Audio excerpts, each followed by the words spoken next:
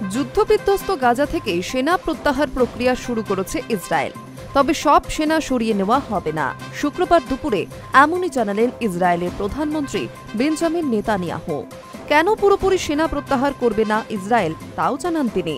তার দাবি, প্যালেস্টাইনপন্থী সশস্ত্র গোষ্ঠী হামাস নিরস্ত্র না হওয়া পর্যন্ত গাজায় ইসরায়েলি সেনা থাকবে। হামাসের উপর চাপ সৃষ্টি করতেই এই পদক্ষেপ, জানিয়েছেন ইসরায়েলের প্রধানমন্ত্রী।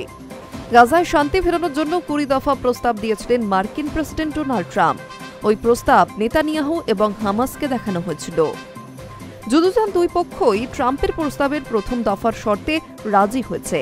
পণবন্দীদের ইসরায়েল ফেরানোর পরিবর্তে নেতানিয়াহু মুক্তি দেবেন ইসরায়েলের জেলে বন্দী প্যালেস্টাইনিদের।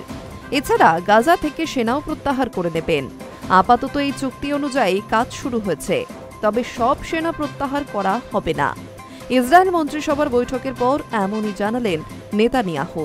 তিনি আশ্বাস দেন, আগামী দিনে সব পণবন্দী ফিরে আসবেন।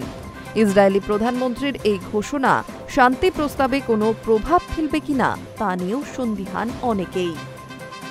2023 সালের 7ই অক্টোবর হামাসের হামলার পর থেকেই ইসরায়েলের সঙ্গে সংঘাত চলছে। গাজায় যে যুদ্ধ চলছে তাতে হাজার হাজার মানুষ প্রাণ হারিয়েছেন, অনেকেই পণবন্দী। ইসরায়েল এবং হামাস দুই পক্ষই পণবন্দীদের মুক্তির দাবি জানিয়ে আসছে। দ্বিতীয়বার আমেরিকার প্রেসিডেন্ট হওয়ার পর থেকেই ইসরায়েল হামাস সংঘাত বন্ধের কথা বলে আসছিলেন ট্রাম্প। যদিও এতদিন কোনো রফা সূত্রপাত হয়নি, তারপরেই সম্প্রতি হামাসকে হুঁশিয়ারি দিয়ে মার্কিন প্রেসিডেন্ট 20 দফা প্রস্তাব দেন। ইসরায়েল ট্রাম্পের প্রস্তাবে সায় দিলেও নীরব ছিল হামাস। পরে তারা ট্রাম্পের প্রস্তাব আংশিক সমর্থন করে। তবে ট্রাম্পের শর্ত মেনে নিলেও সম্পূর্ণ প্রস্তাবে এখনও রাজি হয়নি হামাস। ফলে এখনও জট পুরো কাটেনি।